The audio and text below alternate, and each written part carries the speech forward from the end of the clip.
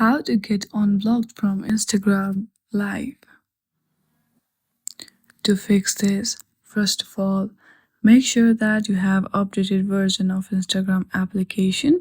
Once you check that, launch your Instagram application and make sure you have logged into your account. From there, at the bottom right, you will see your profile icon. Simply tap on it. Then on the top right, you will see 3 lines. Hit on that and select Settings and Privacy. From here, scroll down to the last and tap on Help. From here, choose Report a Problem. Now you have to shake your phone to report a problem. So shake your phone for at least 2 or 3 times, then you will see this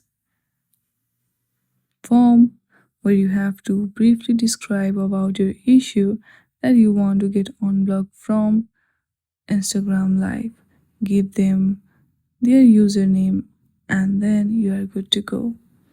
In this way you can solve this issue. I hope you like this video. If you like this video, then please do not forget to like and subscribe to our channel. Thank you for watching.